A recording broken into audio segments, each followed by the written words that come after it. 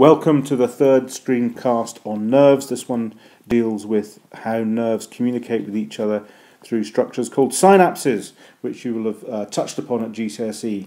But as always, we throw in a little bit more detail at this level. Okay, so the specification requires you to describe, with the aid of diagrams, the structure of a cholinergic synapse.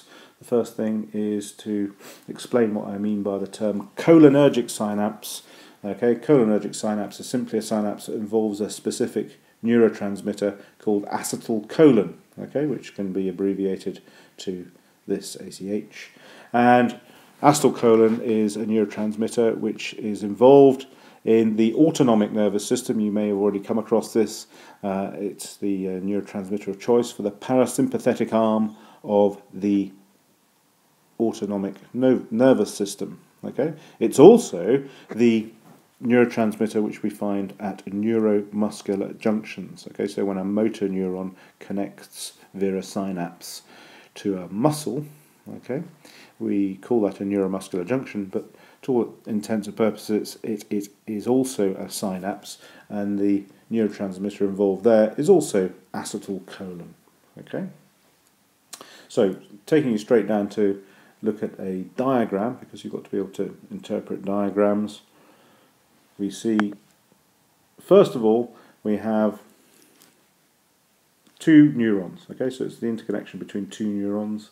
One we call the presynaptic neuron. Okay, so make sure you use that term, presynaptic neuron. And we've got the postsynaptic neuron.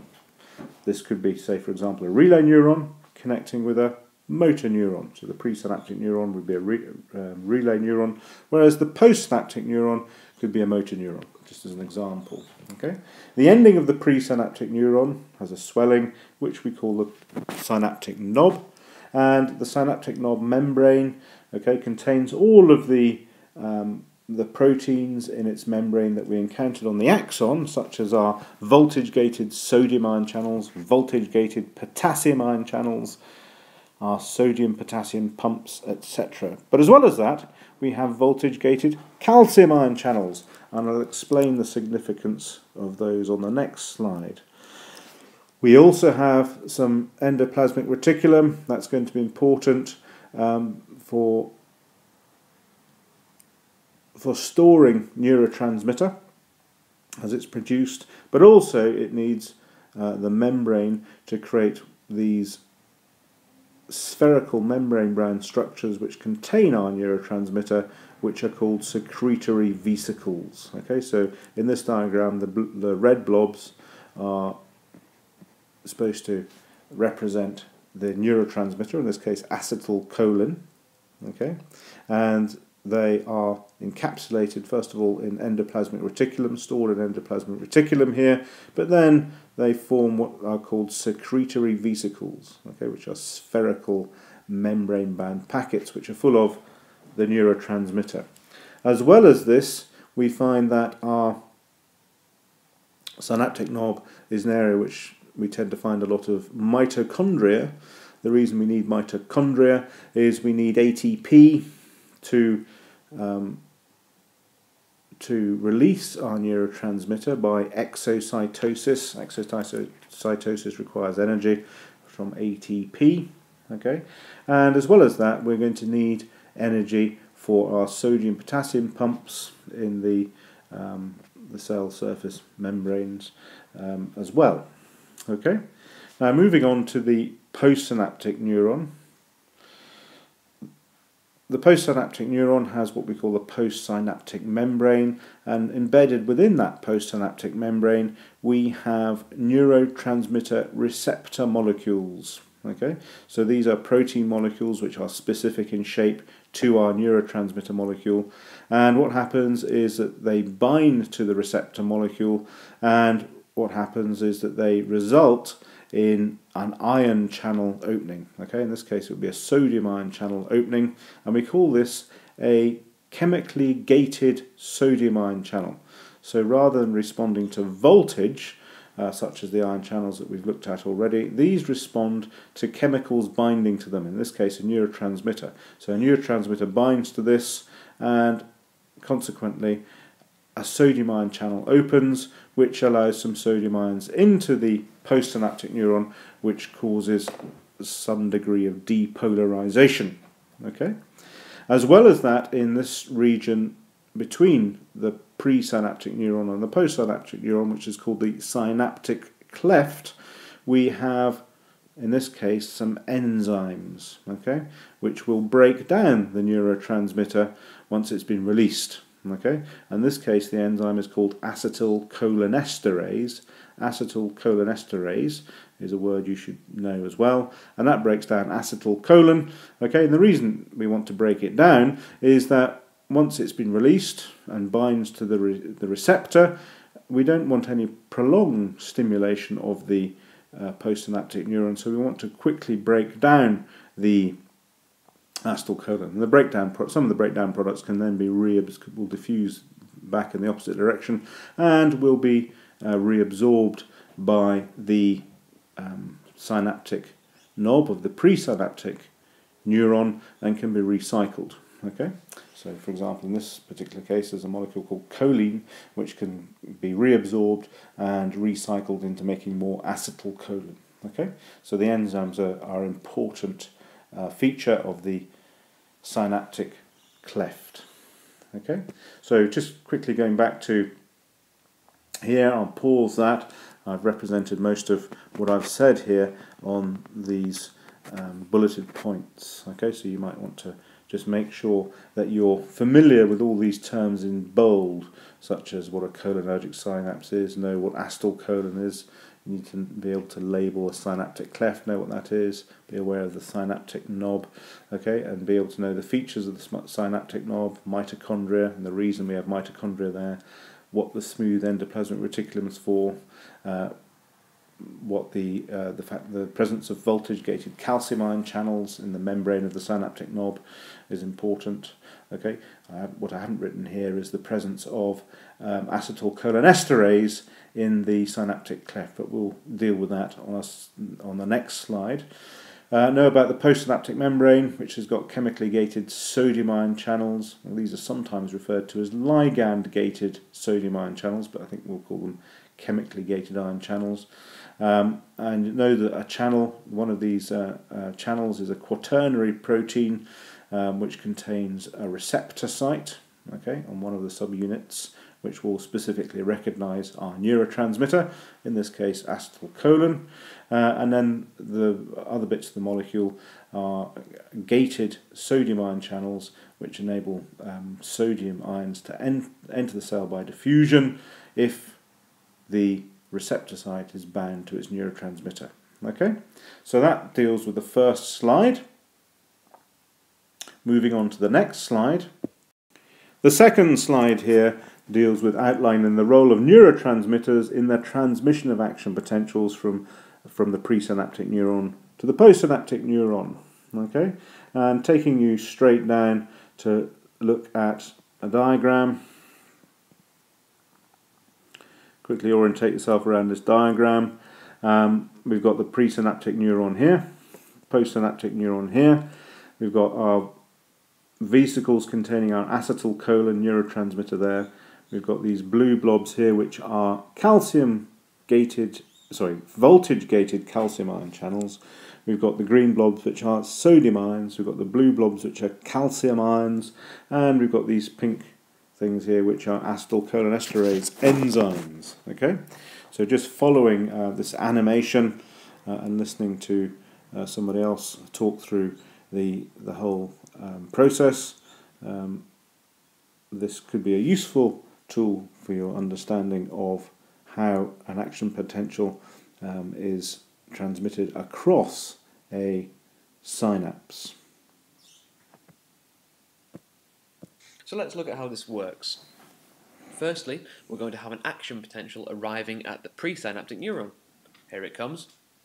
And that's going to cause voltage-gated calcium channels to open. Then we're going to have calcium moving in to the presynaptic neuron by facilitated diffusion. Here they go, lining up, and in they go. And this causes those acetylcholine-containing vesicles to start to move towards the synaptic cleft. And what they do is they release the acetylcholine into the cleft by a process called exocytosis, where the vesicles kind of combine with the membrane and spew out all their good stuff into the cleft itself. So here we go. There they are. Now, acetylcholine is then going to diffuse across the cleft and bind to the receptors which are on the sodium channels on the postsynaptic neuron. That causes them to change their shape and open. There they go, they're open. And this is going to cause sodium ions to rush in to the postsynaptic neuron, like this. There they go, lining up. And in they go. Please ignore the whizzing enzymes, that's just a quirk of my animation skills. The sodium ions are now in the postsynaptic neuron, and this causes a new action potential to be generated in the postsynaptic neuron, but only if the threshold value is met. So you need a certain amount of sodium to move in before you get that action potential continued. So then, what's going to happen? Well, the enzymes come into play. This is acetylcholine esterase, and that's going to pull off the acetylcholine from the receptors. There it goes. Which causes the receptors to close. Now, that enzyme is going to break down the acetylcholine into choline and ethanoic acid. That's going to be reabsorbed by the presynaptic neuron, or realistically just the choline is reabsorbed. Here we go. And that causes, that moves by diffusion by the way, and the acetylcholine is going to be reformed in some new vesicles ready to start all over again. And that is synaptic transmission with a quick animation. Thank you very much. And there is another animation below here which I'll quickly show you as well.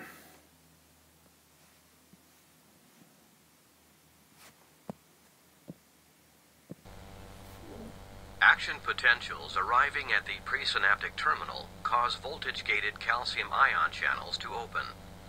Calcium ions diffuse into the cell and cause synaptic vesicles to release acetylcholine, a neurotransmitter molecule.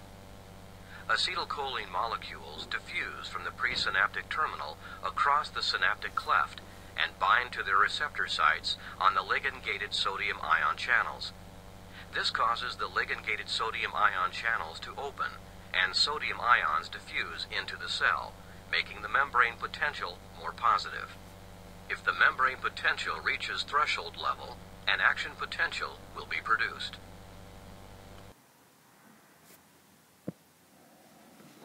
The only aspect of that that wasn't shown in this second animation was the breakdown of the acetylcholine by acetylcholinesterase once it had bound to the chemically gated ion channels. Okay, but apart from that, it rather nicely shows all the processes involved in transmission of an action potential from one presynaptic neuron to a postsynaptic neuron.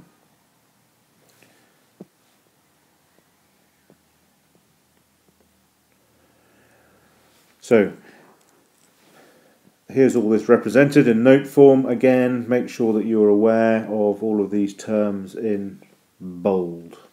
Okay, so moving on to the next slide. This next slide deals with the roles of the synapse. Okay, so what are the adaptations of the synapse? Why do nerves communicate via synapses in the nervous system? Okay, and how that helps nervous communication. Okay, and one of the key ideas, which I'll illustrate in this diagram here, is the information passes in only one direction. Okay, what sometimes is referred to unidirectional. Okay, only goes in one direction. Here, so we've got a presynaptic neuron, postsynaptic neuron, as in the previous diagrams, and the information can only go from pre to post. Okay, can't go from post to pre. The reasons for that are, first of all, the voltage-gated calcium ion channels only exist in the presynaptic neuron. Okay, so for this, the action potential to signal neurotransmitter release can only happen in the presynaptic neuron. Secondly, the neurotransmitter only exists in the presynaptic membrane, or close to the presynaptic membrane in the synaptic knob. Okay, so the acetylcholine is not produced and stored in secretory vesicles anywhere near the postsynaptic membrane here. Okay. Secondly, the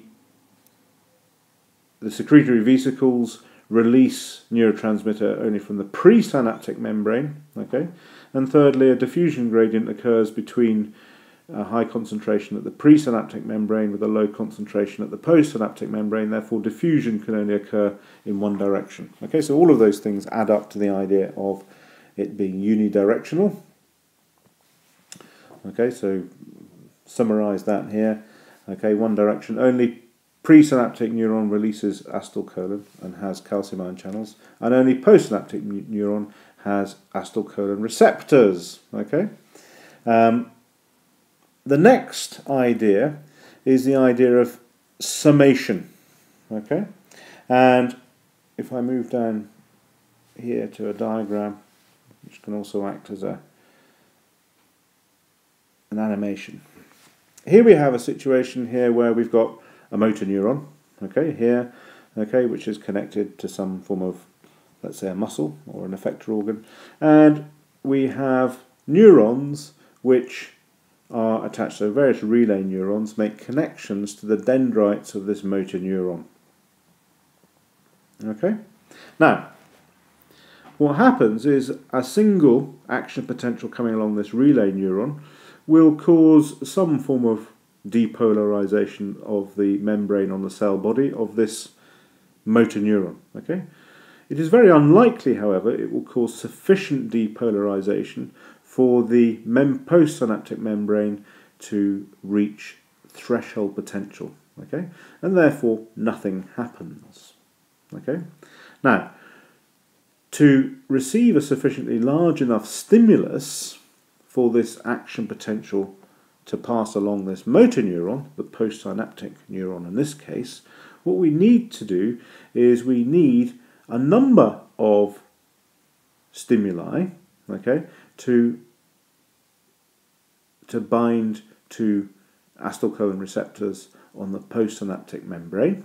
Okay, and this can occur by a number of subsequent action potentials arriving along here. So previously we talked about frequency of action potentials. Okay, so signals will be arriving along here at a particular frequency. Okay, and what happens is as each action potential comes down here, we release a little bit more acetylcholine, and a little bit more acetylcholine results in a little bit more depolarization, and over time what can happen is that we can get sufficient depolarization for an action potential to be set up in this cell body. Okay, so what happens is that action potential very quickly propagates itself around here, eventually gets to the axon hillock here, and that then very rapidly gets transmitted along the axon. Okay, so what we've done essentially is added up some signals, okay, some sensory input, if you like, into this postsynaptic neuron, and that's known as temporal summation. Summation means to add, and temporal means with respect to time. Okay, so over a period of time we've had lots and lots of signals coming down here. They've all added up together to reach threshold potential, which has resulted in an action potential which has been propagated or transmitted along the axon. Okay, now sometimes it's not temporal summation, but a different type of summation. Sometimes we have two different neurons, let's say two different relay neurons, which all end up here. In fact, we have lots. Okay, there's a third one down here. Okay, so what can happen is that action potentials can arrive through these relay neurons at the same time and all cause a little bit of depolarization. So a little bit of depolarization caused here, a little bit of depolarization caused here, and a little bit of depolarization caused there. All those little bits of depolarization add up together to reach threshold potential, and therefore an action potential gets passed through the membranes of the cell body, okay, and at the axon hillock that then sends that action potential gets transmitted or propagated along our axon. Okay, so that is adding up different signals from different neurons, and that's known as spatial summation. Summation adding up spatial with respect to space. Okay, so different neurons feeding information in. Okay, so this little animation here will hopefully illustrate that as well.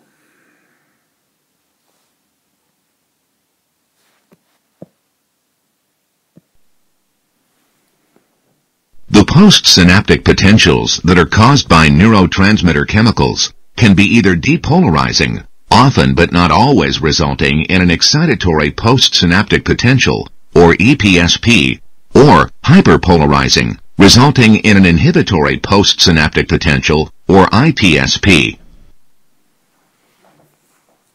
Postsynaptic potentials generally move passively along the dendritic membrane, gradually becoming smaller as they spread.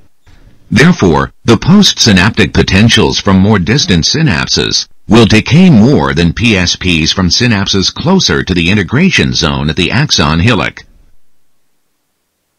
The postsynaptic potentials produced at most synapses are usually well below the threshold for generating postsynaptic action potentials. How then can synapses transmit information if their postsynaptic potentials are subthreshold? Suppose that two excitatory endings are activated, causing local depolarizations of the cell body. Taken alone, neither would be sufficient to trigger an action potential, but when combined, the two depolarizations sum to depolarize the membrane in the hillock region to threshold. When inhibitory synapses are active, the membrane potential tends to be stabilized below threshold because they induce hyperpolarizations, or subthreshold depolarizations, that cannot reach threshold. These postsynaptic effects also spread passively, dissipating as they travel. Because some potentials excite and others inhibit the hillock, these effects partially cancel out each other. Thus, the net effect is the difference between the two. The neuron subtracts the IPSPs from the EPSPs. Postsynaptic effects that are not. Now, another feature of synapses is that it allows what we call convergence and divergence. And to illustrate that, I can look at this diagram down here.